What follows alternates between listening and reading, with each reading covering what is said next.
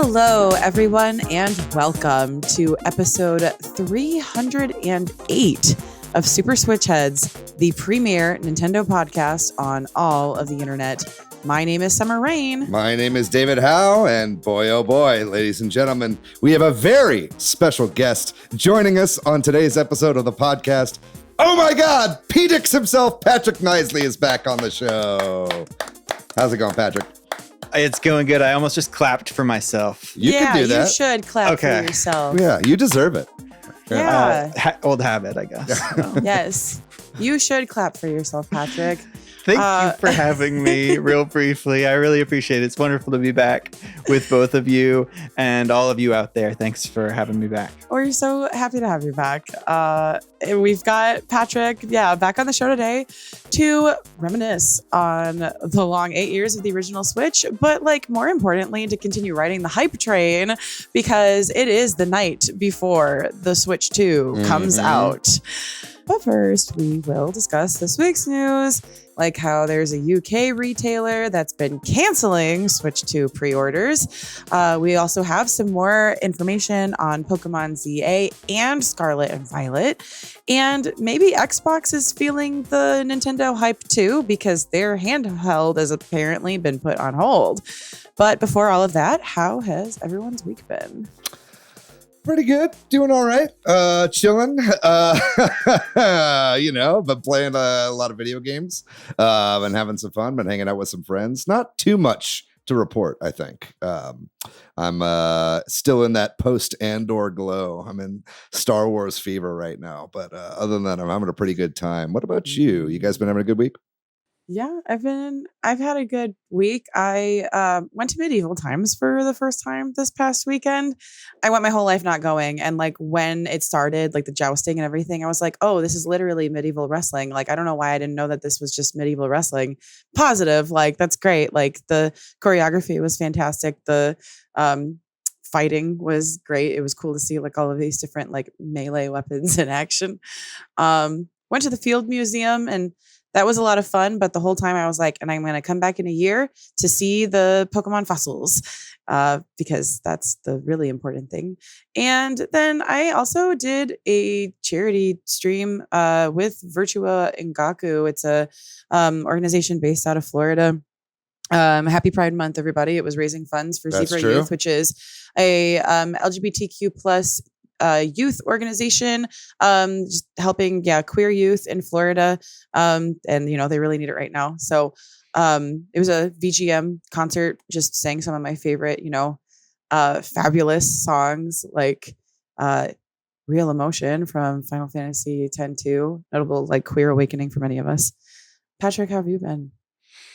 I've been good. It's been busy, but good. And things are starting to slow down a little bit. It's summer now.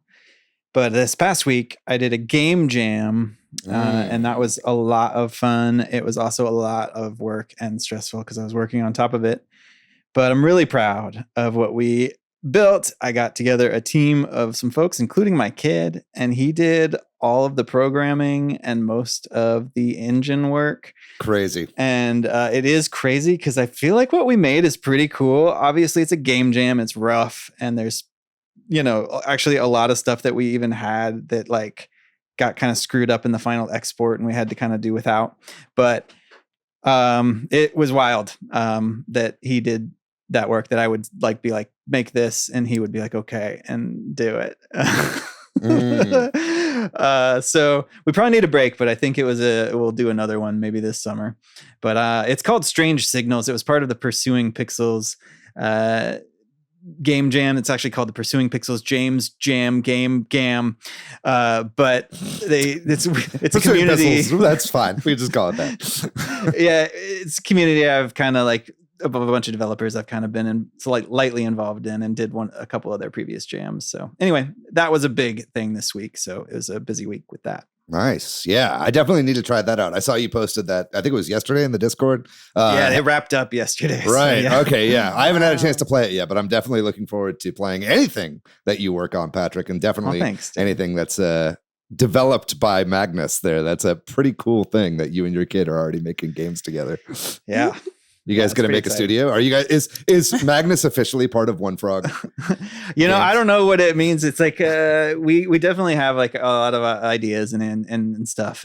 So I don't know. It's we'll just take it as it comes. I guess. Would you be I don't want to comfortable- like put that on him, but at the same time, he really is kind of built for it. Like his mind works well with it, and he enjoys it, and like that kind of thing. So yeah, he might try to unionize. I might be. I can't afford him anymore.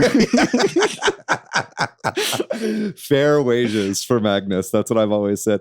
Well, that's great. I'm glad to hear. I'm definitely excited about Switch 2. It is tomorrow that the Switch 2 comes out if you're listening to this on the day that this podcast comes out. So we're going to be enjoying the hype, going through the motions and talking about our feelings as we're entering into Switch 2. I'm very excited about all that. But before we get into that and the news as well, we do have some shout outs that we want to say real quick. I did want to give a shout out real quick to Michael, who sent us an email a couple weeks ago, and I was going to shout you out last week, Michael, and I completely forgot, but this was in relation to our gaming journalism episode, and Michael actually dropped a couple really great like independent sites that you can check out, one of which was Aftermath, which we didn't really talk about too much in that episode, but it is mostly run by X different Polygon and different gaming circle journalists who kind of started their own independent thing. So that was really cool to give a shout out to that. And there were a couple others there as well. So thank you so much for that kind email, Michael. It was great to hear from you over there. Over on YouTube, in relation to our last episode that we did with John Cartwright from Good Vibes Gaming, that was all about Nintendo launch lineups and ranking them. We got a couple cool shout outs on there as well. Kira Seta said that he doesn't know if any Nintendo console has had more than one or two really great launch titles. That's kind of true. Definitely true of this generation. And also Hatstack Mike said some really nice things, said it was really great to see John on the show, and agreed that the Wii had the best launch out of all the Nintendo consoles. I think that's pretty true. Definitely in like thinking about it after the episode, I was like, yeah, I think this is pretty accurate. I think there might have been a couple also like corrections for last week's episode too. I think that, what was it? Pikmin, I do not think was a launch title for the GameCube. That was something that we got wrong. I think that was a launch title in Europe, which is why we thought that. And then also for the N64, I believe that Wave Race came out only 1 month after launch instead of 3. So thanks for everybody for fact checking us in the Discord. We really appreciate that. There was a lot. There were like hundreds of games to go through in last week's show. So I'm glad we were able to at least get a couple corrections there.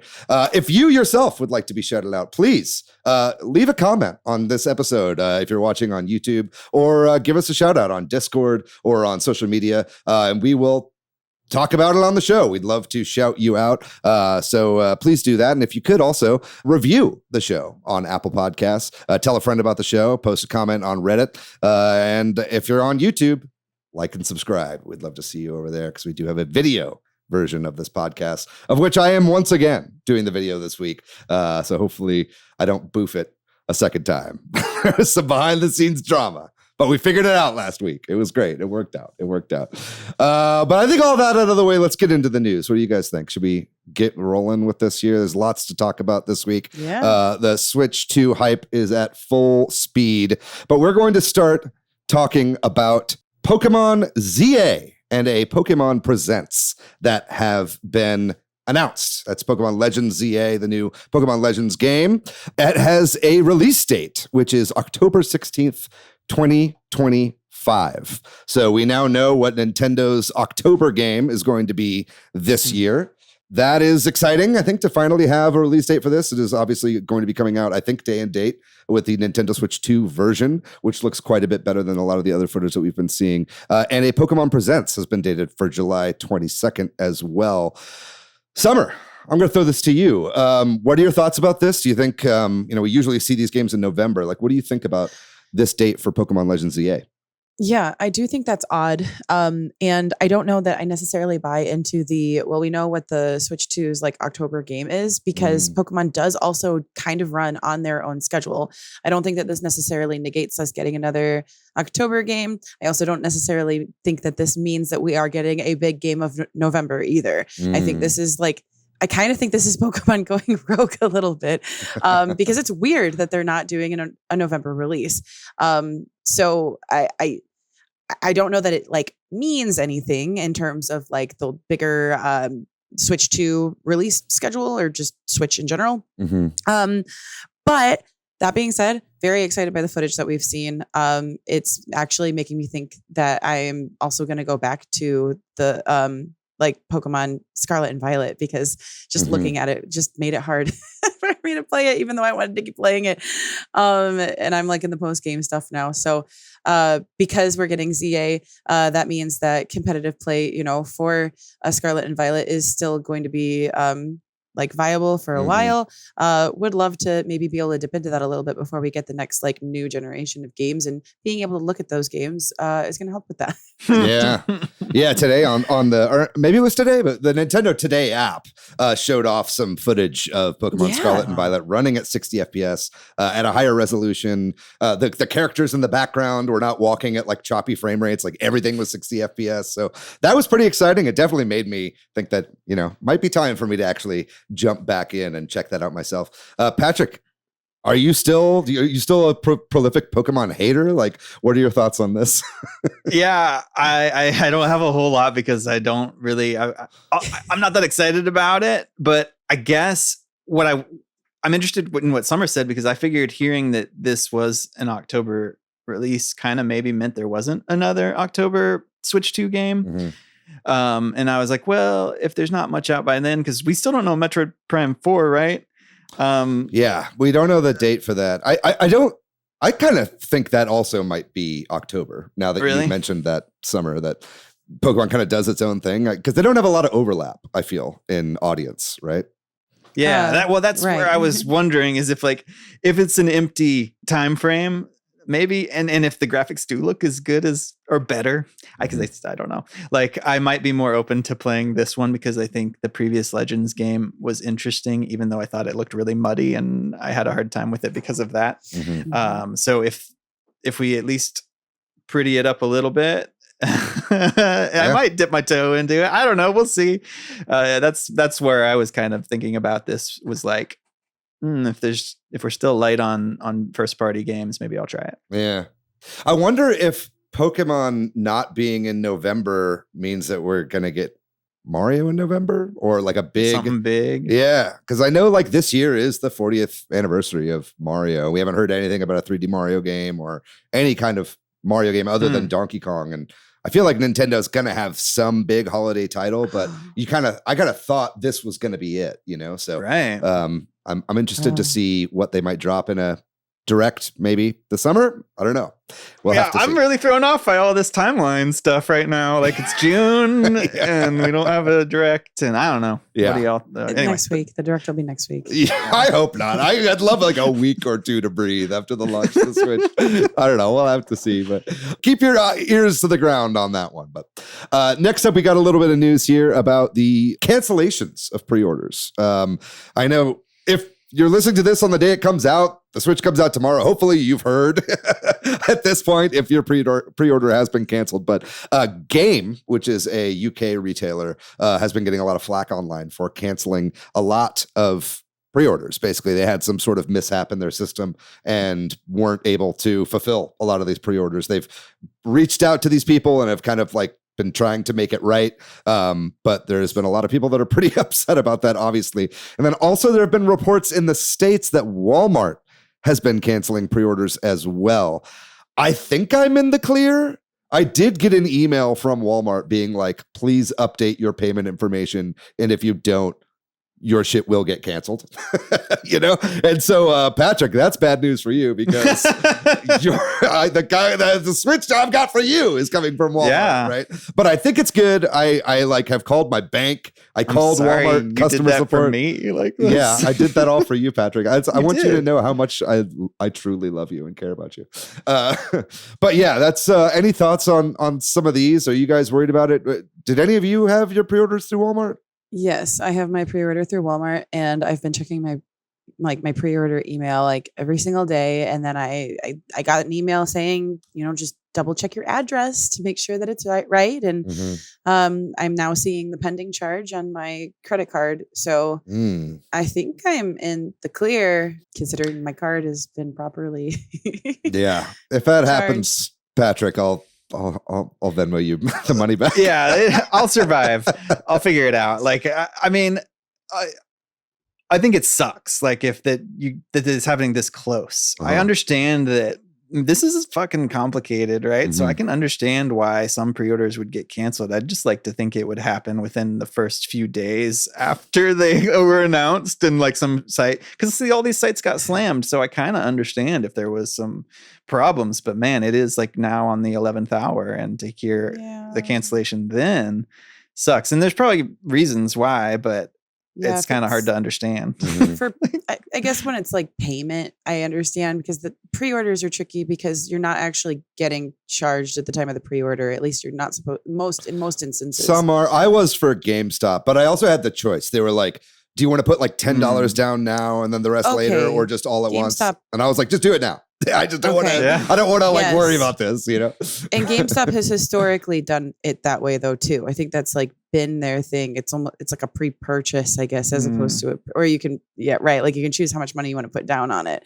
I do remember that because I did used to always do my pre-orders through GameStop, but Walmart was clear on their website about how you will not actually be charged right now. You will get charged, once we confirm that this can happen for you. Yeah. Now I'm like opening up Walmart to see if my shit's still there. I'm going to do it too because I'm a little worried about it. Stress on my behalf. I feel every time we talk about it, I have to. It's gonna work out for me or not. You know what I mean? Like it'll be okay. Either way, I am keeping the delivery address my house, so you have to come and hang out with me on the day. Sorry, Patrick. Okay. It'll be me and Magnus. That's fine. That's fine. I'll make sure to hide all my drugs. All right. Anyway, let's go ahead and move on to our next bit of news. I don't do drugs. I'm Matt Stoner, which is that Nintendo has updated their mobile app, which used to be called Nintendo Switch Online, and is now just called totally, right? Like not totally. Like the subscription is still called Nintendo Switch Online, right? Like what you actually pay for, but the app is now the Nintendo Switch app, right? And what used to be N64 and Nintendo Switch Online is now N64 and Nintendo Classic. So they are changing the moniker around a little bit. Yeah.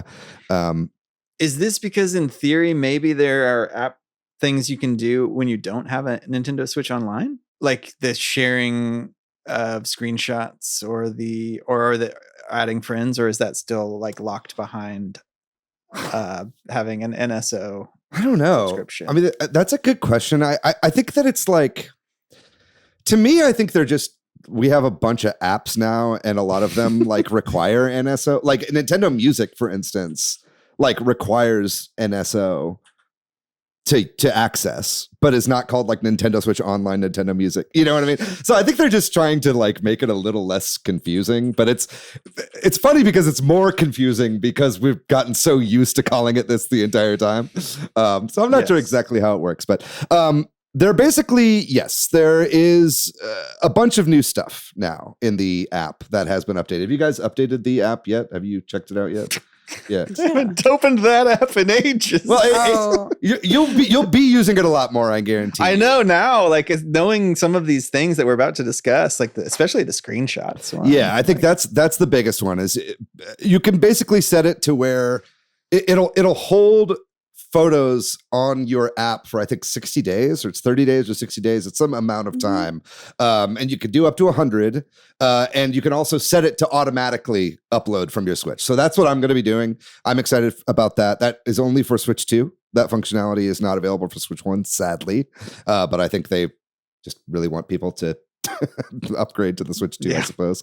But yeah, you can do that. You can add friends through QR codes now, which is something you were not able to do on the Switch 1. I'm not sure exactly how that's going to work, but at least that's one step closer to usernames and one step away from friend codes.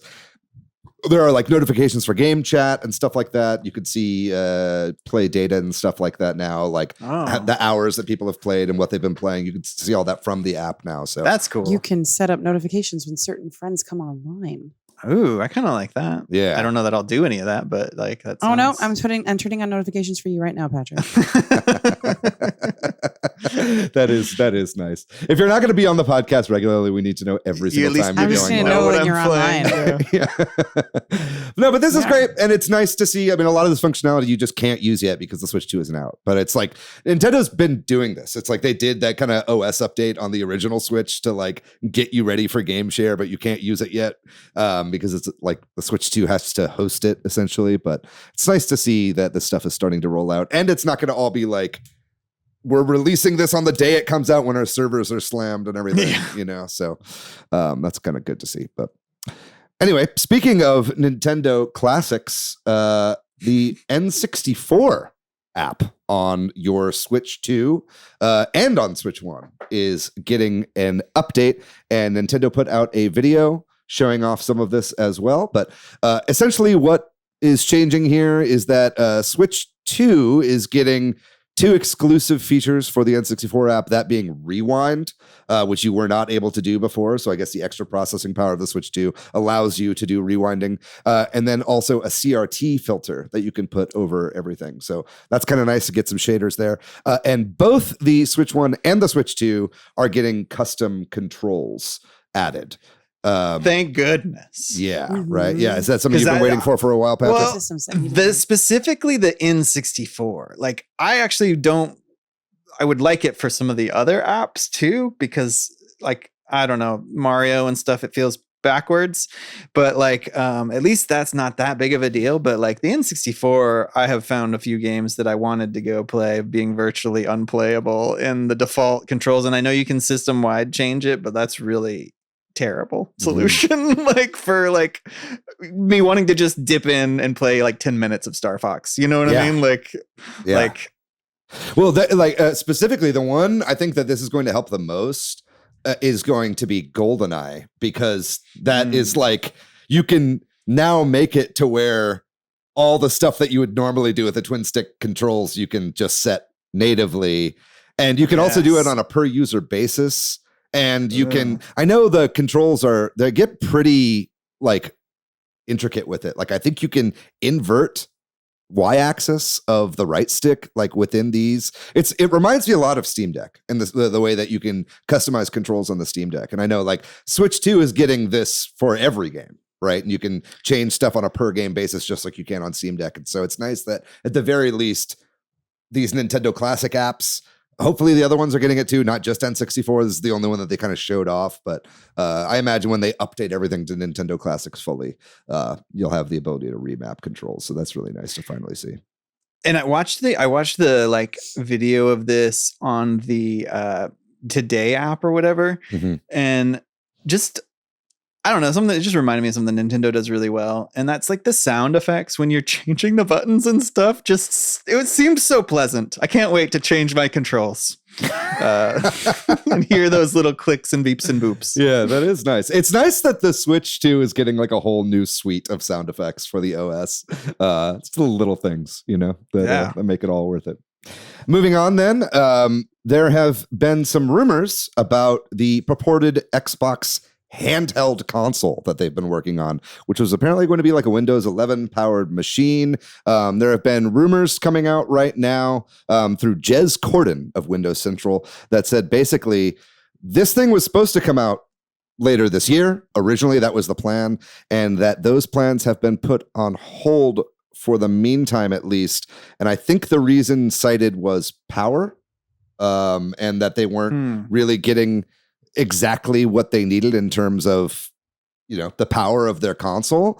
I find that to be pretty interesting. And I think that also opens up kind of a little bit of a can of worms just about the future of handheld gaming in general in a post Switch 2 era, you know, because right now Xbox could put something out and it'd be like probably, you know, about the same as, or a little bit better than a Steam Deck. Right. But, you know, by the time, you know, multiple years from now, that's not going to be able to play most Xbox first party games, I would imagine, right? This is what they want to do, right? To have this be a Game Pass machine. So I think that's a great point. Yeah. Yeah. Do you have anything to add to that? Well, yeah, that just makes me think about, like, I hadn't thought about that, but like, it's a terrible time for them to put it out, right? Like, it would make sense at the beginning of a generation when we know that this handheld can run on maybe not on par with a box or a PC, but like can run most of these games that we're about to put out. Right? Yeah. It's also like you might as well wait a little bit after the Switch 2 comes out. Because you have to imagine that Microsoft's going to be putting their games on Switch 2. They haven't really announced too much of anything, really. I was fully expecting to see a lot of like Halo and Microsoft first party content like in that direct, right? When they were showing off the Switch 2 for the first time. I think that they're holding off on it. We know at the very least Call of Duty is coming. We know that from like the court cases that they had on that with the whole Activision sale, right? But I think it's like, anybody putting out anything, just wait a couple years for the Switch 2 to be out because, 8 years from now, the Switch 2 is going to feel old as hell against all these new next gen like handheld consoles that these people are putting out, right? Yeah, and it's like you'd be competing with it right now, and I don't know that Microsoft has anything to offer like to compete with it, and I don't, you know what I mean? Like maybe they could, but what would that be? I don't know. Like it's hard to imagine. Summer, what about you? Are you excited for like a Game Pass branded or Xbox branded handheld console? I would if it was coming out at a different time. I can't get it, Yeah, like I'm glad they're putting it off. Yeah, because I was excited when they were first starting to talk about it. Like, oh yeah, great. Let me play my Xbox games on a handheld device. But not in the same year that the Switch 2 is coming out. Yeah, or even the next year. I don't know. This also could just be them backing out of consoles entirely and just blaming it on this. I'm not convinced that Xbox is not going the way of the Dreamcast. No, right, I think a lot of the games that I like got an Xbox to play are probably going to end up on the Switch 2 as well. At the very least, like, PS5. Yeah. Yeah. Well, I don't care about the PS5 necessarily. I got an Xbox because it was the affordable option to play the other games that I didn't have access to as a Switch owner. I'll be honest to what you just said a minute ago, David. I like when I first saw the headline of this, which I didn't read the context, which suggested that they aren't quitting. I thought it's like, oh, they're putting this on hold and they're never going to do it. Like, because they realized this is stupid, or like is not going to make us money. I kind of think that's true, but I don't know. Maybe I'm wrong. And it certainly isn't going to make them money, I think, if they put it out now. And underpowered or whatever, like the rumor is. So yeah, I've actually been playing my Xbox Series S quite a bit more recently than I normally do, which is different for me. I basically like as my Game Pass was ending, I was like, oh shit, there's all these Game Pass games I want to play, and so I've actually been playing it a little bit more. So I think like this, I would be interested in something like this, but I think it's good for them to pump the brakes on it for right now. But interested to see what the future of handheld gaming is going to be. And we'll talk a little bit more in the main topic about the legacy of the Switch. But moving on for right now, there has been some really good news in the realms of video game unionization. And that being that ZeniMax has reached a tentative agreement with the CWA affiliated union of QA testers that are at ZeniMax right now. We've talked about this union quite a bit in the past and the efforts here, but it seems like after about 2 years of negotiations, which is pretty long, to be honest, to get a contract out. I know like at my job, it took us about a year to hit contract negotiations. That's a much smaller company. So maybe this is par for the course for a big company like Microsoft, but they have reached a tentative agreement, which is fantastic. Basically, if you're not entirely sure what that means, that just means that, the negotiating has been going back and forth between union reps and the people that are forming the union and the company themselves. I guess that would be ZeniMax and Microsoft probably both had seats at the table here. But yeah, the contract and the tentative agreement being reached basically means that there are now proper protections in place, at least for the next few years until a contract is renegotiated. I think there are wage increases across the board and lots of different stuff as well. I obviously don't have a copy of the contract in front of me, and I don't think that is ever made public necessarily, but this is really good to hear. Any thoughts on this from either of you on this huge win for video game unions? I'm just glad to hear it. It's really good that they're actually getting a contract through. I know it's also this, the press release or whatever from the CWA Also mentions that there are now over 2,000 Microsoft video game workers who are in a CWA union. It really seems like Microsoft has been the major battleground for unionization recently. I don't know all the different ones, but there's been a lot of them, or a handful. I guess a lot might be an overstatement. And it's interesting that it's Microsoft. I guess it's partly because a lot of it's Activision. But anyway, just glad to hear it, that things are actually moving forward, and that it's that many people. And I don't know, I hope it continues. Dominoes falling. Yeah. We've got our first kind of general industry-wide union also forming. I think that hot labor summer is continuing into the year 2025. So you love to see that. Moving on to our final news topic here, and this is kind of a grab bag of a few different Nintendo Switch 2 related news, but the Switch 2 is out in the world, man. We're recording this on a Monday. Already on YouTube, you kind of have to look out for spoilers. I've seen people posting entire Grand Prix from Mario Kart online. I've been seeing, boot up animations and unboxings and all that kind of stuff. Retailers obviously already have huge stockpiles of these in there. So just be wary, especially if you're not getting a Switch 2 day one. There's a lot of stuff out there if that's stuff that you want to hold on to the surprise for. But there's been a couple other things here too. One is that allegedly on GBA Temp, there was a post on one of the forums about people who had a Switch 2 that broke street date and were already opening it up and trying to hack the thing. Apparently, according to this poster on GBA Temp, there's a lot more protections in place, which you would think that Nintendo did a lot of R&D early in the cycle here instead of fumbling about and figuring out how to make it hack proof later. Any thoughts on any of this? I hadn't heard that, but that makes a lot of sense. I mean, because I feel like you just kind of said, in Switch, it's hard for me to call it Switch and not just Switch 1. In the Switch 1 era, I can't do it Nintendo. You can call it whatever you want. I call it the Switch 1. Like you said, it felt like hackers would do something, Nintendo would fix that. But now it sounds like they wanted to come out with like a strong barrier, and that not surprising given what happened with, the Switch 1 era and hacking and that sort of. Those early models, they were hacked pretty quick, and they're still exploitable, if up to a certain point, right? So it definitely makes sense. There were rumors that if you put a MIG, like the MIG switch, the little cartridge thing that you can load games onto, into a Switch 2, it would immediately brick the console. Wow. I don't know how true that is. I think some of that has actually been debunked at this point, but either way, I would expect this console to be quite a bit more ironclad. Be careful, hackers. I'm going to let y'all figure that out for me. I'm not going to be at the front lines of the Switch 2 hacking scene. And then kind of lastly here, also in this news roundup here, is that there's been kind of a post going around from Wood. What's his name? Beat 'em Ups Wood. Made a post on X, formerly Twitter, pointing out how similar the Switch 2 and original Switch boxes are. And they are pretty similar, man. I mean, I could see a lot of people getting confused, especially parents buying stuff for their kids.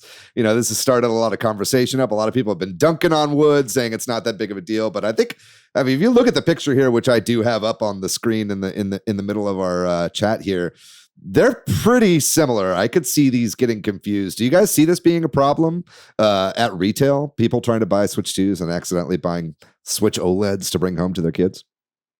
One of them has a 2 on it. Only one box has a 2 on it. That's true. Yeah. This isn't like an Xbox situation, in my opinion. Yeah. I don't. the boxes are similar. Also, one of them has a 2 on it. Yeah. But think about this scenario, like where you walk into a store and all the Switch 2s are sold out. They don't have any on the shelves, but you see a regular Switch and an OLED Switch. You see those 2 boxes. I could see someone getting confused there and thinking that the OLED is the Switch 2, right? I feel both ways about it. Because like Summer said, I kind of feel like it's obvious, but I also know especially in the, from just the people don't know, like in this Polygon article we have a link to here, like it kind of talks about like if you've ever worked in retail, you know that people are dumb and they don't, or especially, and I think that's true, like you said, if it's a grandmother or something, they're coming in and they are the kind of person who doesn't want to ask, they just like want to pick the thing or whatever. I can see it both ways, but I also don't see any way around it. Like, well, they could have made let's say they make the box blue. I still don't think that causes a grandma who doesn't know the difference to not like in the situation you're talking about where it's all sold out or where they just see it to still not, I don't know anyway, unless they redesigned the old ones to be like, don't buy this. Like, I don't. Right. So that's where I'm like a little bit like, anything they do, people could potentially have this problem if they don't know what they're trying to buy. And you know what I mean? And that's a weird, how do you solve for that? You can't. Before we started recording, we were starting to notice, David, you posted the image of the sold out banners starting to show up in retail and with retailers. I mean, maybe that is the way around it, is that stores have a responsibility to have a banner that says the Switch 2 is sold out here, because that's how you would know. They would say that it's sold out. Yeah. Either way, I mean, if you buy the wrong Switch and you bring it home to your kid, I mean, I'm sure they'll take it back at the store. It's not going to be the end of the world. It's the end of the world.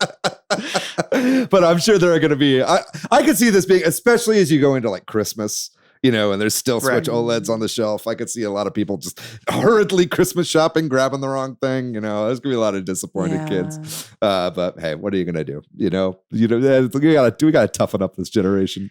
I was also thinking about like the iPhone or something. Is the iPhone 16 box that different than the iPhone 15 box? No, they're incredibly similar. No. Yeah. But so it's like I don't. Those are numbers.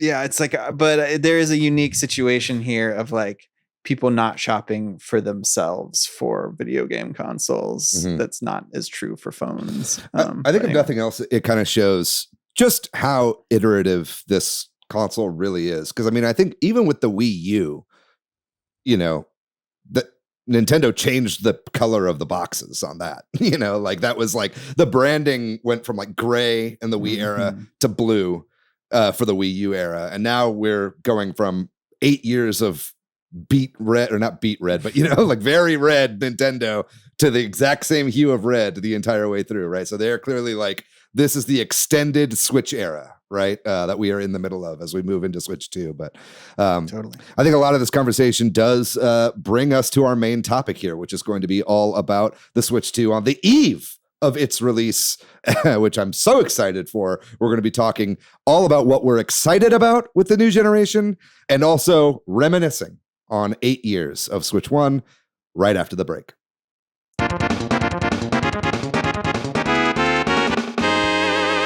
And we're back. Hello. We're back. We're back with Patrick. Yay. Patrick's back. Oh my God. Stayed. Yeah. For our discussion this week in our main topic, which is all about the upcoming Switch 2. Oh my God. It comes out tomorrow if you're listening to this on the day it comes out. And looking back on 8 years of Nintendo Switch 1. Hopefully this is an episode that you can listen to while you're sitting there waiting for Mario Kart World to download, because Nintendo's servers are going super slow because everybody's trying to download it at the same time. I didn't even think of that. Midnight on Thursday is going to be fucked, because it's like between game cards, which you have to download because they're just a key. All the Mario Kart bundles that are all digital that you're going to have to download probably. And all the other games people are trying to buy. So it's going to be a chaotic day. So hopefully you can listen to this podcast while that's happening. Keep you a little more sane as we're all hyped up on Switch 2. But there's a lot to talk about here. Just kind of starting out, I'd love to get the general temperature in the room as we're like a couple days out from the Switch 2 launch. What are you guys feeling? Are you guys excited? Are you a little tepid? Like, where are you at hype-wise? Oh, this hype train is going. I'm excited. I'm really excited. I was tepid, I guess, at first when I was like leading up to the pre-orders, because I think at that point I actually was a little on the fence about it.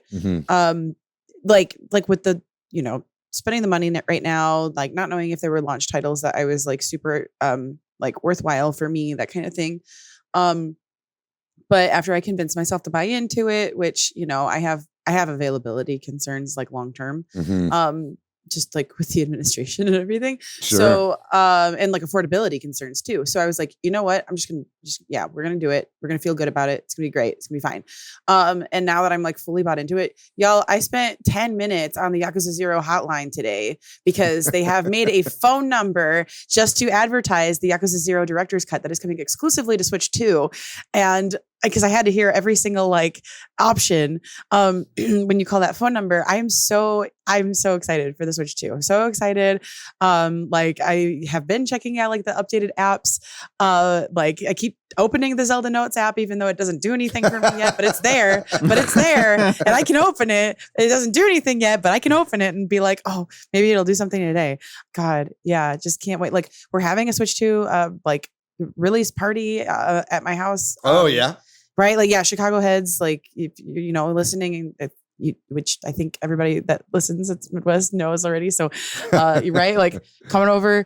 Yeah, like we're fully in. You got to invite Isaiah Colbert, friend of the show. Isaiah Colbert is also a Chicago head. Oh God. Yeah, absolutely. Yeah. Reach out.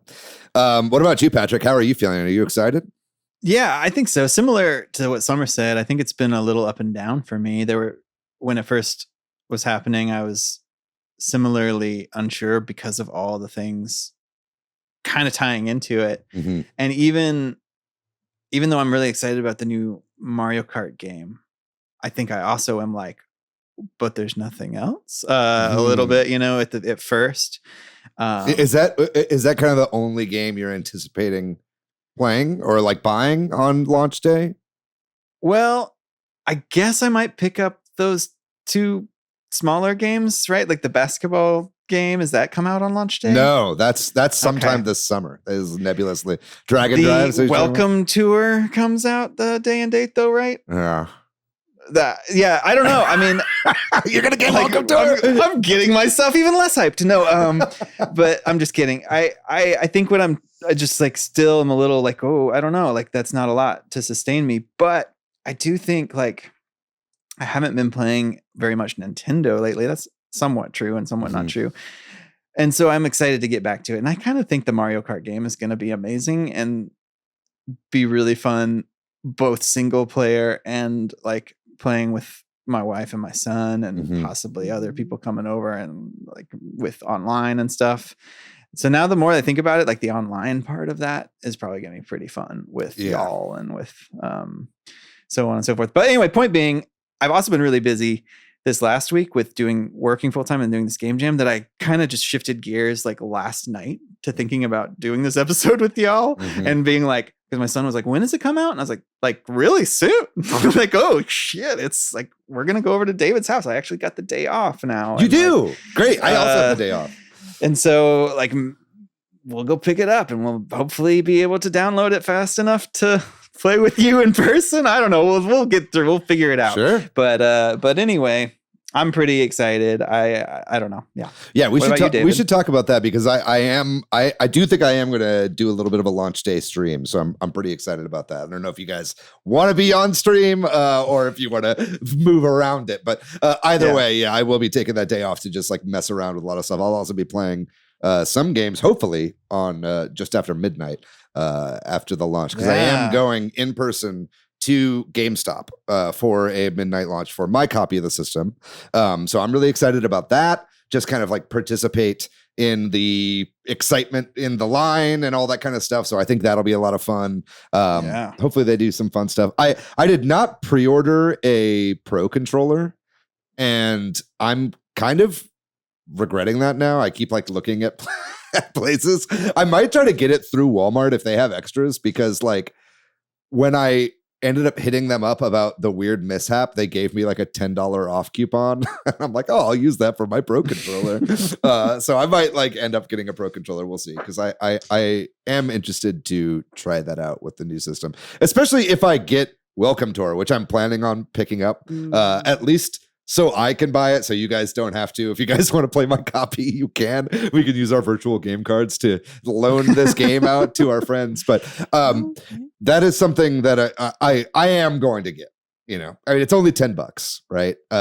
So I understand it should be a pack in, and I know that like technically I should, you know, vote with my wallet on what I think is appropriate or not. But also, you know, I'm the host of a video game podcast and a Nintendo podcast specifically, so I definitely want to play this thing, and I think it'd be a fun thing to stream on day one.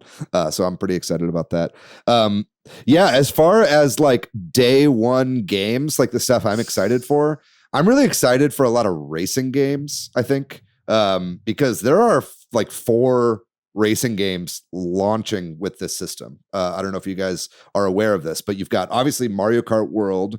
You've got Fast Fusion, which is made by Shinen, the creators of Fast RMX and Fast Neo Future Racing or whatever the fucking one was called on the Wii. But you also have Ridge Racer Arcade Archives 2. The original Ridge Racer for arcades is dropping on day one. And you've obviously got F-Zero GX. How long have we been begging for Nintendo to port F-Zero GX to the Switch, right? So having that day one online, that gets me really excited. I kind of forgot about the GameCube app when I was talking about that. There's several. Because there are several games there that I want to play that I've never played. So that actually is a good reminder. There's more for me than I was thinking. So I'm more excited even now. Yeah. I need to double check which GameCube games are coming out at launch besides F-Zero, but excited for that too. So there'll be 3. It's basically the system is launching with F-Zero GX. It is launching with Zelda Wind Waker. Nice. And it is also launching with Soul Calibur 2. Which is the version that has Link in it. And Soul Calibur 2, honestly, gang, is one of the all-time great fighting games. So I think that'll be a really, really great one to be able to play with your friends online for. Yeah, I'm really actually excited about playing Wind Waker. That's good. Good call. Yeah, I think that this launch is actually really well set up for people like you, Patrick, that have just pre-ordered the system and are not necessarily planning on buying any other launch games. You know, like if you got the bundle with Mario Kart, I think this is kind of a great launch for people like that because, like I said, you've got all the GameCube games if you're an NSO subscriber, right? Which I know you are. You've got your whole back catalog, right? Yes. Of stuff. I keep thinking of like, because I'm in this weird space of like, maybe I should start a new game. And then I'm like, because I look at my Nintendo library and I'm like, I'll just wait. You know what I mean? Like there's still a bunch of stuff there that I want to play, but like, do I want to start it on Switch 1? Right. Or will it look better on Switch 2? Well, I mean, you should theoretically just be able to pick right back up where you left off. Yeah. Right? Yeah. But it's like, it's a weird time to start a new game like 3 days before it or whatever. So anyway, but yeah, it's going to be good. Yeah, I'm pretty excited. As far as just more kind of Switch 2 talk here, other than just kind of launch day, what are you kind of excited about with this system, or what are you expecting?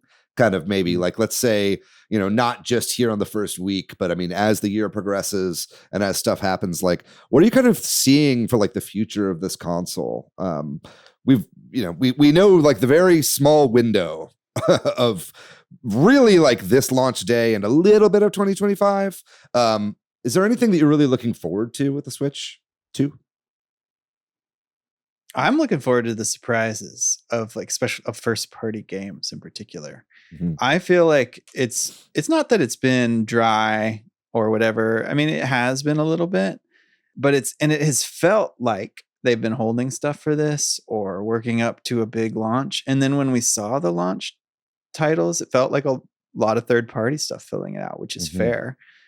So I feel like, I hope that, you know, there are still a few big announcements that are going to be coming in the next 6 months or so. Yeah. And even beyond, right? Like that sort of hype and excitement for directs, which was kind of waning towards the end of the Switch, where they were less and more niche, like, and, you know, the C-tier Nintendo franchises, which were great to see, and even some of those were great, but it's like I'm ready for some big hitters, Mhm. Splatoon 4 or like the Yeah. new Mario game, whatever it is. Like, yeah. You have to buy the DLC for Splatoon 3 before you can buy Splatoon 4. That's just how it works. Is it? Yes. We'll see. Anyway, it's very fun. It'll play 1080 in your hand. Can you believe that? Wow. Where the future is now. It'd be cool if they would put that DLC on an SO. Yeah, I'll take that. Yeah, but you can't. But anyway. Isn't that when they put the Switch or the Splatoon 2 DLC on NSO was like right before the Switch 3 or God Switch 3. Oh my God. I've ruined it. Didn't the Splatoon 2 DLC come to NSO right before Splatoon 3 came out? Oh, yeah, I guess you're right. But don't give Patrick false hope. No, I want Also, that too. Looking forward to that loading time, y'all. Like, Oh my I gosh. don't actually really feel this way, but some of the last Switch games have had bad loading times I do or feel this other way. little performance things. Like, it hasn't been that big of an issue for me, but I am looking forward to not having that happen. Like Princess Peach Showtime. Yes, or like, great example. The new Zelda Echoes of Wisdom game had some loading. I don't know. It wasn't terrible, but it's just like, that seems like that's going to be, at least for a while, at least for the first couple years, not an issue. And that'll be nice. Yeah. I'm hoping that there'll be a lot of games that just automatically play better. Like they don't need updates like Scarlet and Violet that are being updated to 60 FPS. Like it's just like Princess Peach Showtime plays bad because it's just badly optimized. You know what I mean? Because it's probably built for more, powerful hardware and has that scaling in mind. So hopefully that just smooths out a lot of that performance. You know what I mean? So I think there's a lot of games that will be like that. I think that's going to be something that's going to be fun to do, is just cracking open a lot of your old games and seeing if they play any better, seeing if they look good on the HDR display. I think, I'm a big handheld gamer, so I'm excited for the much bigger screen. I just think that alone is going to feel really fun to play on. So I'm excited for that. What do you got, Summer? Oh, I'm just excited. I've also been a lifelong handheld gamer. Yeah. So the fact that it's like what is dominating the scene now is really exciting. I spent a good chunk of today looking at cases and bags and trying to decide, that is like my one, like, oh, I'm a little bummed about this aspect is I really love the case for my original Switch. Also, I've been saying original Switch instead of Switch 1 because I feel weird saying Switch 1. So I just say my original Switch, even though I have the OLED. I don't even have my original Switch, whatever. I just like speaking about it generally. I say like the original Switch and its iterations. Anyway, I, was looking at cases and I was like, you know what? Because I'm not seeing like ones that are the colors that I wanted. I was like, well, what if I get a white one and I like paint it and then I can just put whatever I want on it? And like, now I'm excited about that. And I got my screen protectors and I am now looking at like maybe a crossbody bag that can be like, well, now I need to get a crossbody bag that like can have the Switch 2 fit in it. And also my other things and just have that instead of a backpack. Like I'm like developing like lifestyle choices around the Switch 2 coming out. Yeah. At least that's how it feels to me. Like something like bag shopping. Totally. Yeah. I've also been, I have not pre-ordered a case myself. I'll need to get a case pretty soon, but it's like, I've been really looking for one that, because I have the one that I have for my Switch 1 I love because is the thinnest and most basic thing you could possibly have. Like it doesn't even have the little flap inside where you can put the game carts. I don't even want that. Like it is just literally felt on the inside and thin rubber on the outside. And so I've been looking for that online and I can't find anything without that like little tongue that holds the game cartridges, because I just don't fuck with physical games, so I really don't need that feature. So if anyone knows of anything like that, please let me know. The last one that I have is a Hori case, but I'll have to see if Hori is doing that this go round. But I haven't really bought too many peripherals. I think I didn't end up getting a camera. Are you guys getting a camera, either of you? I have plenty of webcams. I don't need to. Okay, so you are planning on hooking a webcam up to your Switch though? I mean, if I decide I want to try it, sure. I'm literally looking at a webcam that's sitting on my desk that is not in use right now because I think this is a work one and I use the camera on my laptop. I don't need the webcam. Yeah, So, I just grabbed one from my work as well. I've got now set up in front of my TV to freak out anybody who comes over to my house. Because they said that anything, as long as it's a USB standard plug, they said USB-C. I'll get an adapter. Yeah, I mean, I think an adapter would work fine, but hopefully it's also you could just plug it into the back of the dock. I don't know why you wouldn't be able to just do that. But what about you, Patrick? Are you excited for game chat? Are you looking to share a video of yourself on your Switch? Oh. No, I mean but you're so handsome. Well, thank you, but it's like I don't know how I feel about some of that stuff. I think it's cool that it exists. I just am not sure. I haven't purchased anything. I can just use this webcam, you know what I mean, to test and see if it's fun. Yeah. And if it doesn't work great, then maybe it's fun, then maybe I do need to get a new one that can do all the cool things or whatever that Nintendo's does, right? I don't know, like where it recognizes multiple people and stuff. I think it's a standard camera. Yeah, I don't think it's there's nothing standard. Special about theirs. All the face cropping stuff, like going in and find the AI that finds people's faces, that's all on the actual Switch itself, you know? So gotcha. Yeah, that's going to be happening in the back end. I think NVIDIA actually said like, this is some tech that we have that allows for this. So. Well, then like I'm going to be a wait and see and just use this one. Yeah. And you know, this, because I don't use this regularly enough to, and it's not a big deal, but if it becomes a thing, then I'll get one. But I'm really skeptical about it. Yeah. Like, I don't need to see the faces of the people I'm playing games with. Wow, that's a brave thing to say. Well, but that's it's like so impersonal, Patrick. But like, what? No other system has done that, and so that's why I'm like, I don't know if I need it or not. Yeah. Maybe I do. Maybe once it happens, I will. Watching that video on the Switch Direct made me feel like that's overwhelming. Like to have 4 people's faces and their faces are in the game.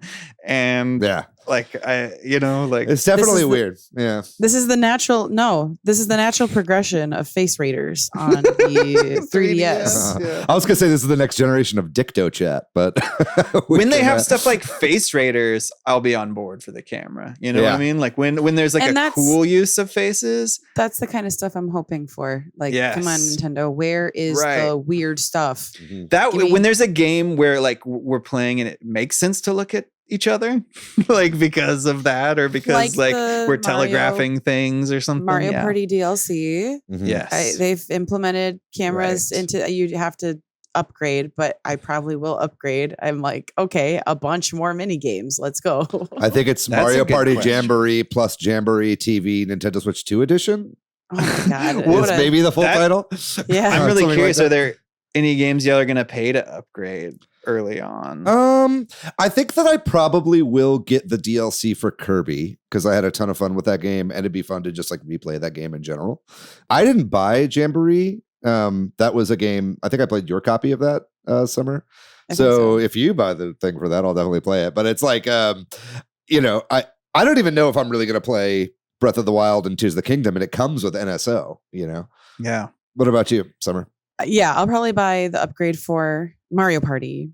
I still haven't played the original Kirby. I have it, so I need to do that and maybe make a decision. So like maybe eventually I'll do that. And don't need to get the upgrades for Zelda, but like heavily looking forward to playing those. I don't know. Yeah, I'll try them out. I don't know that there's other games that I have that are getting upgraded that aren't out yet.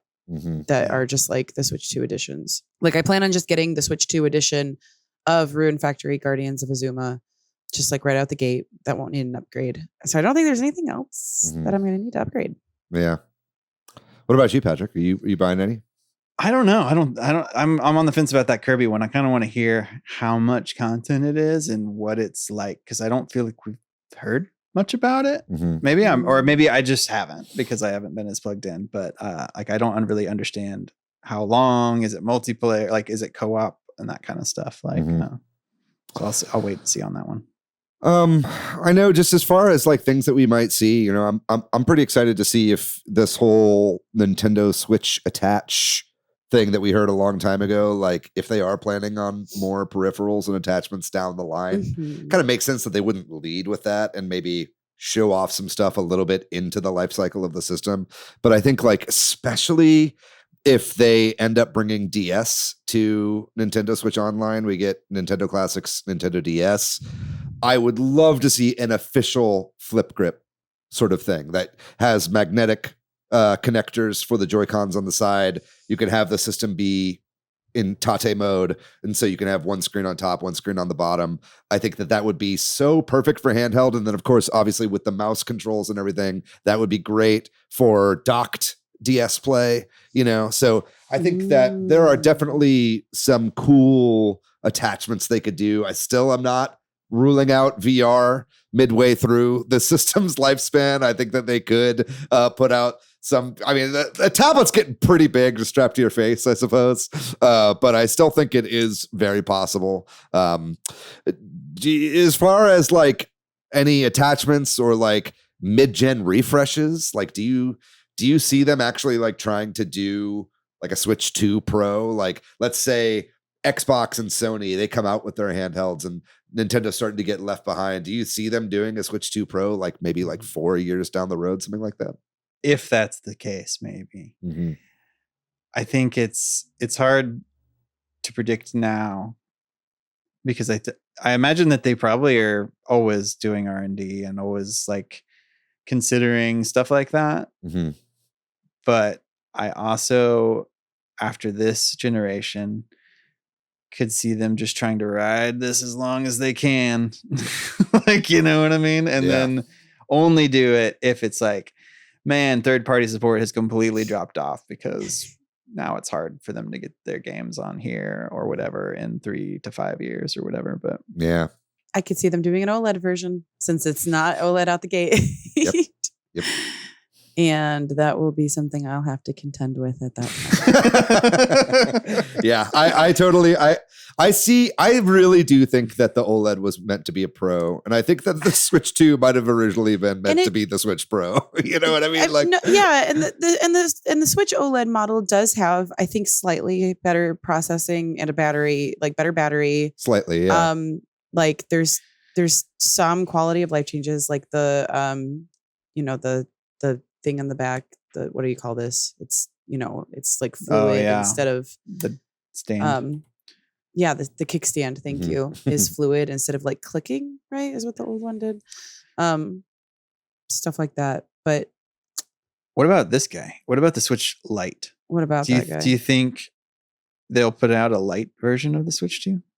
Maybe at some point within the first couple of years. But I kind of think no. I sort of think that the Switch Lite feels to me like that is now the Switch 1 in a way. It's like I feel like a lot of the games that we know are coming to Switch 1 next year are like handheld coded games. You've got like Rhythm Heaven, you've got Tomodachi Life. Those are games that are going to be great for like a Switch Lite that you could keep around. Like, honestly, I kind of wish I had a Switch Lite right now so that like I could just have that as like my handheld console and like my Switch 2 as my home console in a way. You know what I mean?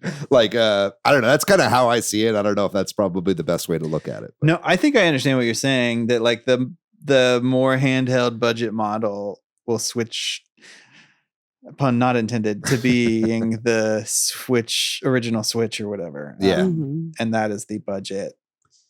Yeah, I think version. I'm feeling like if they did a like Switch Lite version, so like it doesn't actually switch of the Switch 2. I wonder if they would make a mouse peripheral then. Yeah, I was wondering about the mouse controls, but I guess I'm wondering about mouse controls in handheld anyway. So like, who fucking knows, man? I don't even know how it's gonna work. Me putting it on my fucking leg, like it's gonna feel weird sitting on my couch using the mouse. Like it makes sense when I'm like streaming. I'm probably gonna sit on the floor. Yeah, right. Yeah, we're gonna have to change the whole way we play. Yeah. But let's maybe put a pin in that for right now. And let's talk a little bit more about Switch 1. We're moving into this Switch 2 life cycle. Maybe this is kind of like, I wonder, Are we moving on to Switch 3 after Switch 2? It seems like we're in the Switch era, right? So I definitely calling something a 2 does make you think that someday they will call something a 3. Yeah, I mean, there was a really great video from Did You Know Gaming just about how, Nintendo, this era is so different. The whole Switch era has really been changing quite a bit. And I think that Nintendo has been, their profit margins are at an all-time high. I mean, the Switch was like, I think it's now past the DS, or maybe it's still coming up on the DS. Either way, they've made way more money from the Switch than they ever did with any other console, right? And I think that this has been an incredible run for them as a company. I want to talk maybe a little bit about the legacy of the Switch as we're here on the cusp of the new system.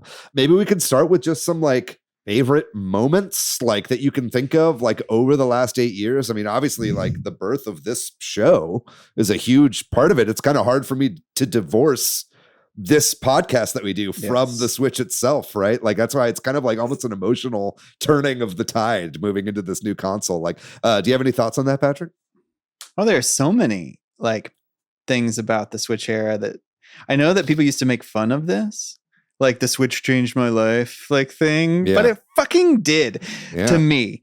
I started this podcast. I met new friends. I got into game development. I got to share video games with my son through the Switch.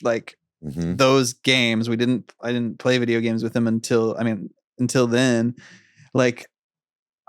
I discovered the joy of handheld gaming, and I never really, I had a Game Boy when I was a kid, but never really played handhelds, and that fit with my life so much better now. And I don't know, man, it changed my life in all those ways and more in a good way. And it's like you said, kind of a big emotional thing. And that's in some ways why it's kind of cool that they're keeping the Switch branding, because it's it continues. Well, we get to keep the name of the podcast for one, which is a really nice thing. But what year was Magnus born?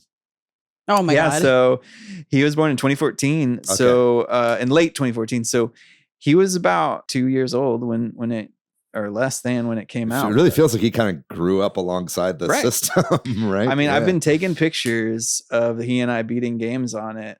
And the first one, he was 3. So that's wild. Or thereabouts. So yeah, no, for sure. I mean, I it's moving into this kind of, podcasting content creation realm with the show.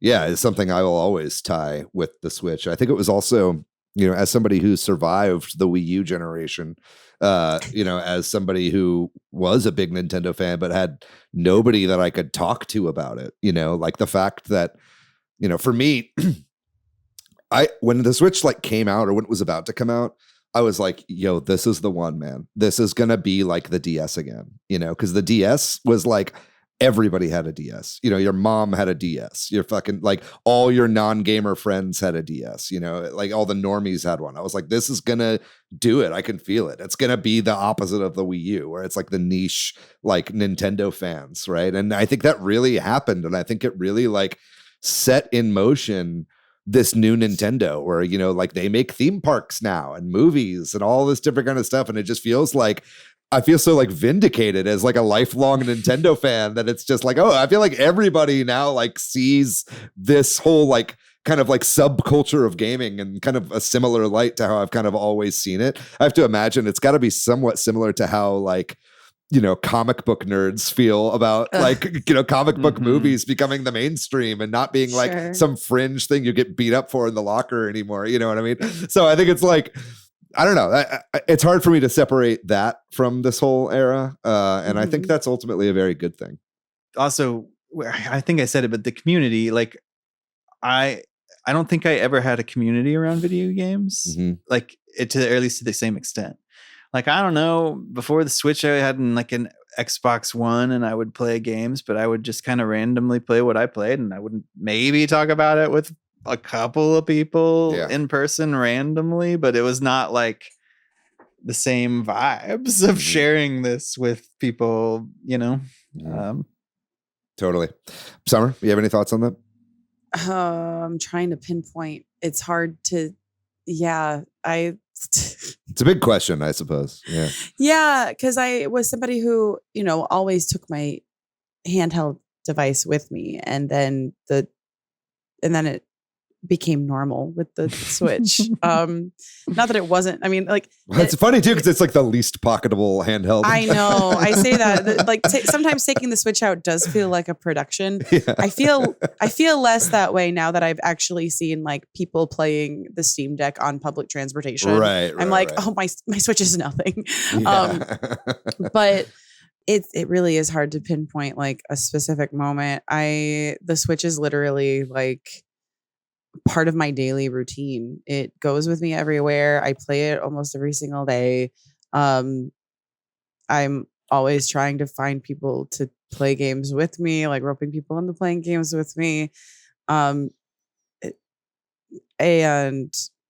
the portability of it really did make it more of a like you were saying, David, a culturally I don't want to use the word accepted, maybe just like normalized, just like culturally normalized to add gaming as like a layer of our like public social interactions. Yeah, I think some of that was going to happen anyway with time, but I think that the Switch really like kicked it into next gear, like, and I think that's a really good point. It's like, yeah, the cultural, it's just like accepted now, as like something that everybody does. Yes, I think that's a good point too. It's like weirder when people don't play games almost. Yeah, it's like, who's like, who put that stick up your ass, buddy? Come on. You just like hang out with your thoughts. Like, that's crazy. Yeah. And I think it made Nintendo games more adult. Yeah. That the Switch era a little bit. Yeah. Too. Yeah. I blame Nintendo for COVID-19. I think that they manufactured it in a lab to sell copies of Animal Crossing. So that was a big life-changing thing. Not true. It's not true. I'm true. But anyway, I'm moving on. Let's talk maybe just a little bit about things that we might miss about the Switch, or maybe specifically things we won't miss about the Switch. Because I feel like most of the things that I like about the Switch are going to be present in Switch 2, which is great. But I'll tell you some things I won't miss. And this is personal story time. Yesterday, I was sitting down in the morning for my morning poop, like I normally do. And I was playing a game of Tetris 99 on the toilet. And I was coming up from behind, and I had like almost died. And then I came back and I got a bunch of KOs. And it was me and 3 other guys at the very end. And I'm playing. And then all of a sudden, I just couldn't do inputs anymore. Like something had jostled on like the railing of the Switch and it had gotten slightly disconnected and all the pieces started dropping in the middle and I KO'd and I was so mad. And I am so excited to never have to deal with that ever again with magnetic Joy-Cons. The Joy-Con. My OLED is already like bad. The railing was an amazing invention when it first came out, but it is so dated at this point, right? Yeah, like I like shift mine wrong, like a little bit the wrong way, and it they just fly off the rails, the Joy-Cons on the OLED especially, and I feel like there's something about them, like the connectivity just isn't as good with the Joy-Cons too. Like maybe it is specific to the OLED. I don't know what's going on, but yeah, sometimes the inputs just like you were saying, David, they don't always register correctly, or when I took both of my Joy-Cons off the other day to play with them, one was not fully charged, even though it had been on the Switch for the same duration as the other. So that's a bummer. Yeah. That's something I definitely not miss. What about you, Patrick? You got anything? Yeah. I mean, those are the big ones. It's really all Joy-Con related. Like it's all like we could complain about multiple things, and I'm optimistic that these will not be issues, though I'm not convinced that some of these might not be issues. Like I know we've heard from people who've played it that the magnetic thing feels good and is good, but until I get to try that and until we're a couple of years in, I'm not sure. I honestly just don't know that I love Joy-Cons. And it's made me feel like the solidity of the Steam Deck of having, like, I don't ever want to play with one Joy-Con. Like I understand that that's a good budgetary thing for a family or for a kid that like wants to have a friend over, but like anyway, I'm out in the weeds. Somebody else say something. No.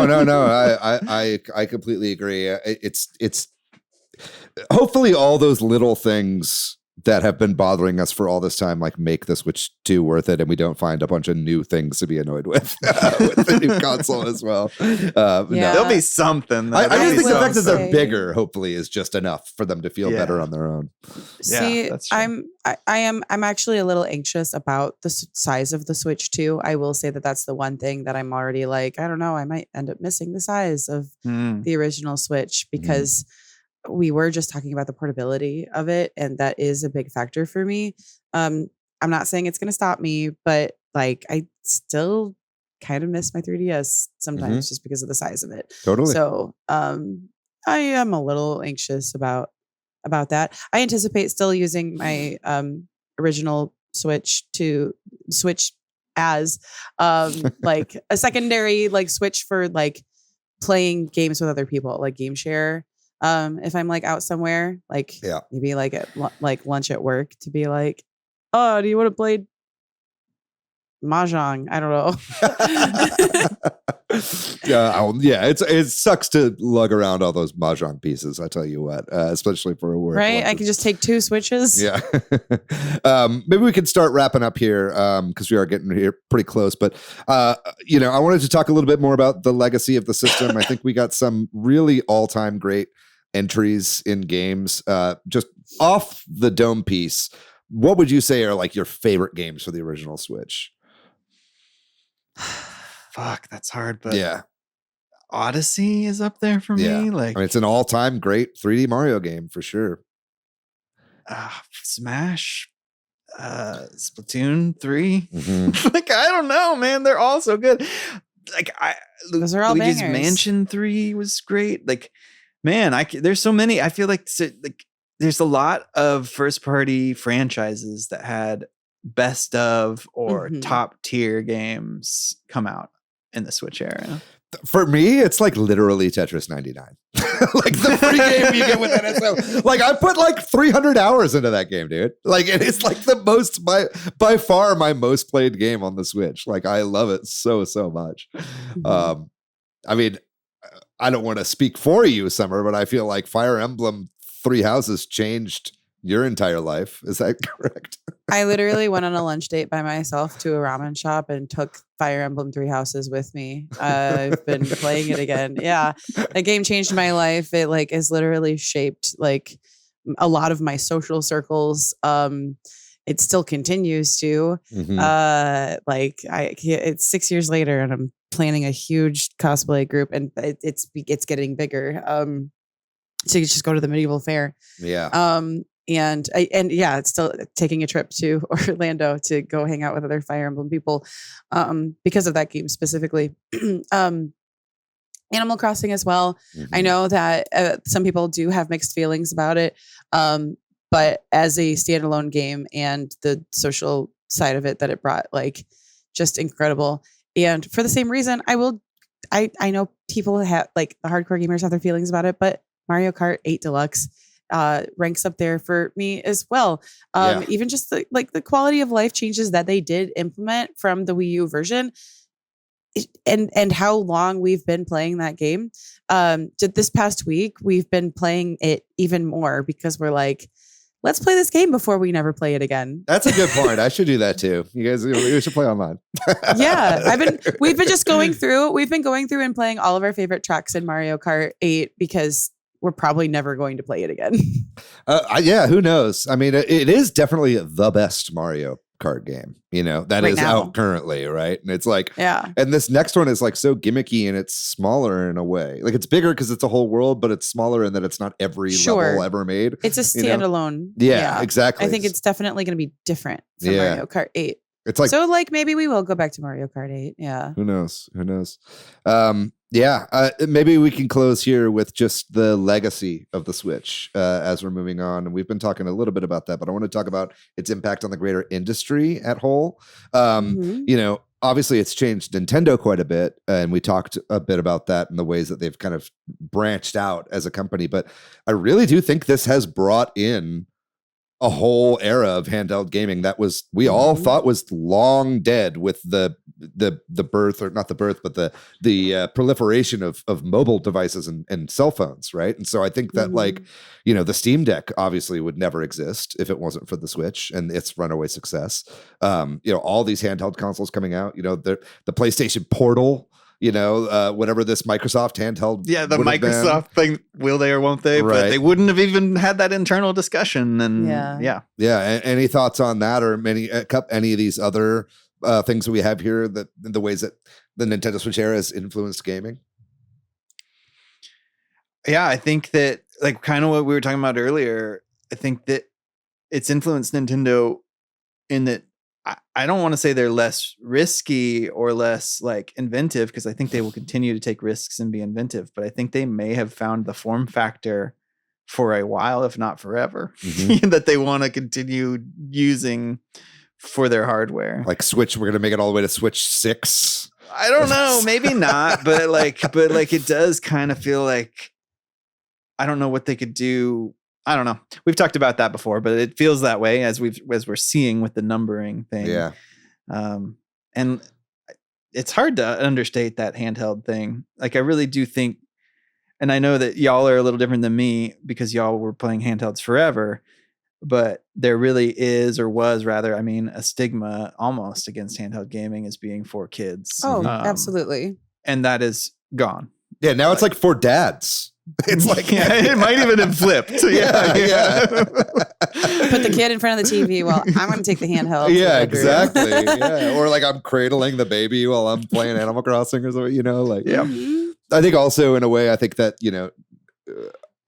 in the same way that obviously like, Nintendo motion controls kind of influenced an entire generation. I think that like the way that Nintendo has been approaching NSO, even you're seeing that reflected in some other things too. Like Xbox just had with their big Activision acquisition.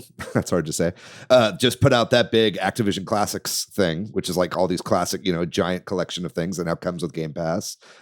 You've also got PlayStation as a whole tier. That's just like, here's all these old PS1 games, and that wasn't really, that was all, everyone was copying Virtual Console back then where you could buy the old classics. And now they're kind of locking it all into a subscription, just like Nintendo's doing with NSO. So I think that I'm interested to see like if like the next systems from Xbox and Sony incorporate mouse more. With the like in what ways Switch 2 might further influence the consoles to come, because it does really seem like every time Nintendo does something innovative that everybody kind of follows suit, and that's just been something that's been interesting to see in this generation as well. It's a tale as old as time. I guess you can plug in a mouse and keyboard to an Xbox and a PlayStation, right? You could do it on a Switch. I think you could play like Quake with a mouse and keyboard. Oh, really? Yeah, okay. Yeah. I didn't realize that there actually already were games that were compatible with plugging in a mouse and keyboard on the Switch. But it's like, they're making it like a feature. They're really trying to make it like a thing, Yeah. And that's been my thought every time I see ads for the remake of Bravely Default, and they are always just swarmed with comments of people like being like, I'm not buying it till it comes to PlayStation. I'm not buying it till it comes to Steam. I'm not buying it till it comes to whatever.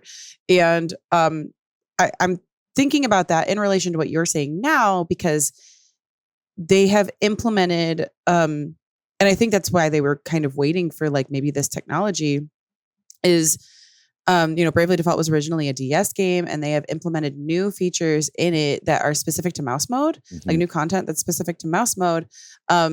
So I'm thinking about things like that and like wondering, okay, are those things not going to come? Like, is that game not going to come to the PlayStation until they implement some kind of mouse peripheral? Surely it'll come to Steam. Like, that'll be fine. But like, it is a Square Enix game, and I like a lot of the other games by the same studio have come to PlayStation, but I wonder about that one now for like what the reasons you're saying. Yeah. Well, we'll just have to see. Any final thoughts on this before we close out the main topic? I've just gotten more excited now from talking to y'all about Yeah. this. It's so imminent. I'm excited you're taking Thursday off. I'm pumped about that. Yeah. All right. Well, fuck it. That's gonna do Wahoo. it. That's a great place to end it. We're gonna take a small break here then, and we're going to move on to the games we've been playing recently. So I've mainly been playing games not on Switch, although a little bit on there as well. I've been blasting through Indiana Jones and the Great Circle. Really enjoying this game. I am now in Siam, I believe, which is old Thailand. I don't know if you ever got that far, Summer, in the game, but yeah. Such a good game. And I was playing this and I was like realizing that I've never actually watched any of the Indiana Jones movies. Wait, you're serious? No, I'm 100% serious on that. And so I actually went and for the first time ever watched Raiders of the Lost Ark. So, wow. and I can't believe I waited yeah. till I was 36 years old to watch that movie. But I mean, it's like a 10 out of 10. That's like a perfect movie. I like can't believe I've never seen that movie before. I'd seen like bits and pieces of it, obviously. But you of all people is just shocking. yeah, that makes a lot of people mad to learn that. Not mad, just surprised. Yeah. I'm just genuinely, earnestly surprised. Yeah. But I'm loving how much the game really fits in with the vibe of the movies. It's like perfect. Yeah. You know? And I just think they did such a good job with it. So I'm loving that. I did also play a bit of Spelunky 2 with my buddy Andrew. We were playing online. Andrew is my friend in New York, and I've been trying to get him to play Spelunky forever because he's a huge Binding of Isaac fan. And I knew he would love this game. And I finally got him to play a little bit when I was in New York last, and I saw online he'd been playing more, and I was like, dude, no excuse. We got to play Spelunky 2 online now. So we were playing some of that, and that is so much fun to play with people. So that was a blast to do. So I really enjoy Spelunky, one of the all-time great games. And then lastly, I want to shout out this really special game that is out right now, or it's not out right now, but there's a Kickstarter out for it right now, and that is called Big Hops. It's being made right here in Austin, Texas. Chris Wade is a friend of mine who is working on this game. And I saw that they started the Kickstarter for this game. And so I downloaded the demo that's currently on Steam. And guys, this game is so good. It is really, really good. It is a 3D platformer. And it's just one of the most like polished, like fluid indie 3D platformers I've played in a long time. And I know it's just a demo, but it gives me so much faith in this project in total. And I immediately backed it as soon as I played the demo because it just felt so good. And there are, don't get me wrong, there are a bunch of amazing 3D platformers coming out this year. You know, Big Catch is coming out this year. Demon Tides is coming out this year. And both of those games, don't get me wrong, I'm not poo-pooing those games, but both of those games, like, you can kind of feel that they're still in development or they have their own little quirks. Like this feels kind of like a Nintendo first party game. Like they really nailed the whole vibe and feel of this. And it almost like looks more like kiddie than it should be marketed as. You know what I mean? It's got this like colorful frog character that you're playing as, and it looks like very pastel, and it kind of looks almost like indie game of the week or whatever. But I'm playing through it and I'm like, man, the like movement is like feels so good. But also you don't have to be like really good at 3D platformers in order to be good at this game. I feel like anybody of all ages could play this and enjoy it. So anyway, definitely check out the demo for Big Hops. I was very impressed when I streamed it the other day. So that's basically what I've been playing lately. Hopefully we'll be able to have Chris on sometime soon to talk more about this project on the show coming up. But what about you, Summer? What have you been playing recently?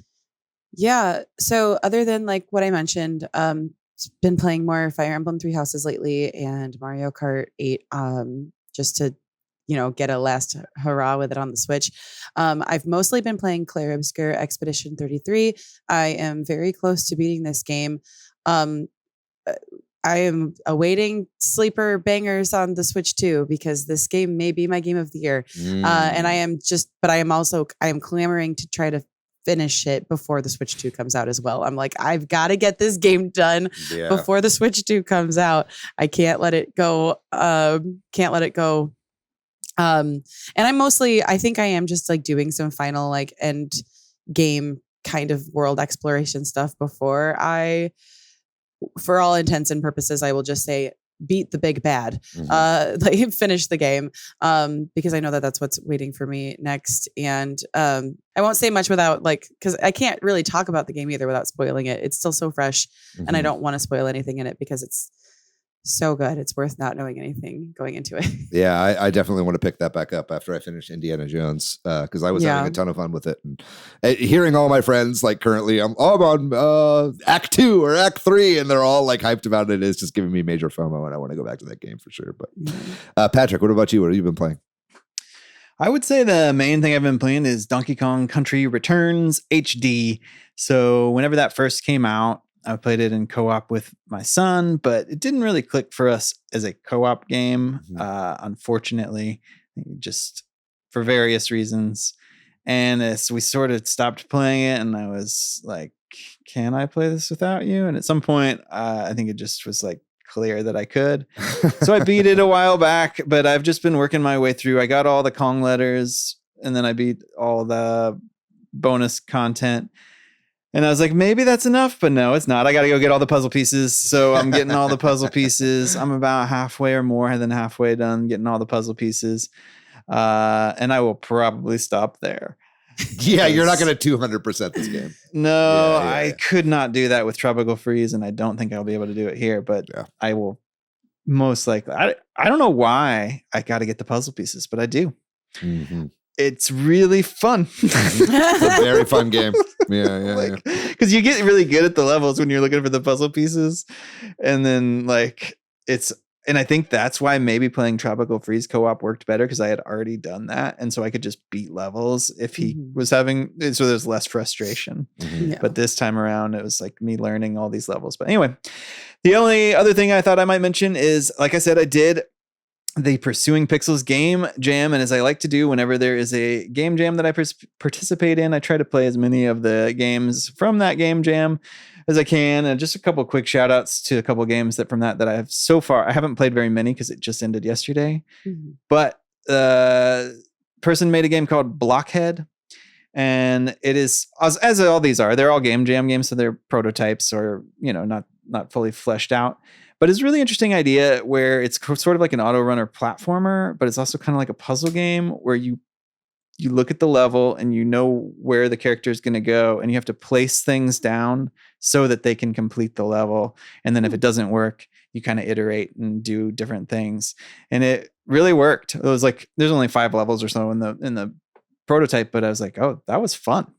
Like I would play a whole game like that. And there probably are games like that, but that one stood out. I enjoyed one where you get to play as a donut called Donut Ray. I just liked the art style on that one. Is this sort of 3D, like blocky art. And there are some other good ones, and I'll probably play more, but that's some of the stuff I've been playing recently. Very cool. Yeah, well, we'll try to link that submission page and your game in the description of this episode when we're on YouTube. But I think that's going to do it, gang, for this episode, all about the eve of the launch of the Switch 2. Can you believe it's been 8 years of the Switch already, and we are moving into a whole brand new generation? I'm glad that we're all actually hyped and not feeling like underwhelmed by it. I was worried you guys would be like, it's whatever. But I'm glad we're all excited, because I am excited, and it feels, you get that tingle in the air when there's a new system coming out. So I'm glad we could share that with you guys. Thank you very much, Patrick, for joining. We'd love to have you back on again. Hopefully we can have you on more regularly than we have Matt on, maybe. Because love seeing you here. The shade. Yeah, sorry. Look, I love Matt. Okay, if I could bully Matt into guesting on this show more often, then I think I've done a good job. I'd like to thank MilkyWay.co for doing our website. Thanks to Corduroy for doing our music. Thanks to all of our patrons on Patreon. And if you'd like to find me online, I'm pretty much ever on the internet at Monolith Fiji. You can find me at Weebwitch. And what about you, Patrick? Where can people find you online? Yeah, I'm PDYX most places, and look out for my game Monochrome Heights. That would be great. Check That's that true. out. Are you still working on it? Is that game vaporware? Is that still coming out? It's not vaporware. It has not been touched since February, but that's because I've just been slammed at work. But it is now summer, and I am bound and determined to finish it. So Excellent. Are we looking at 2025, you think? I sure hope so. Oh. That's like that. It has to be the case. I'd love that. I can't not. Yeah, absolutely. Well, either way, I wish you luck in the development of that game. If you'd like to find our show online, we are at Switch Headz on Blue Sky. We are at Super Switch Headz on Instagram, Facebook, and TikTok. We have a website, switchheadz.com, and we have a Discord, a Patreon, and a Facebook group. We'll have links to all three of those in the description of this episode. Whether you're watching us on YouTube or you're listening to us on Apple or Spotify, please review the show on Apple. Give us a like and a subscribe on YouTube. Give us a comment or a review on Spotify. We'd love all of those things. If you could share the show with a friend or join us over on the Discord, go ahead and click that link in the description there. We'd love to have you be a part of our community because, boy, howdy, I love our Discord community. One of the best communities on the internet. And I think that is an objective fact. Can't wait. Next week, we're going to be giving all of our thoughts on the actual launch of this thing and our thoughts on Mario Kart World. So make sure you tune into that next week. I think we're maybe doing it. I don't know if we're doing that as a regular episode or a live episode. We were going to be transitioning to live, but we might not be doing that just yet. It's all a little bit up in the air. Bear with us as we're kind of going into the Switch 2 era of Super Switch Headz, because I think that there will be some rebooting happening of the show in some form or another in the coming weeks. But the timeline on that is not entirely 100%. So just be patient with us. If there's anything you'd like to see us do with the show, be sure to let us know in the comments as well. And we would love to hear your thoughts. But all that out of the way, you guys know the drill. Be safe out there. Be kind to yourself. Be kind to one another. Why don't you go play the Switch for another 8 years and tell us what it's like 8 years from now? Who needs a Switch 2? That's what I gotta say. We love you very much. We'll see you next week. Bye-bye.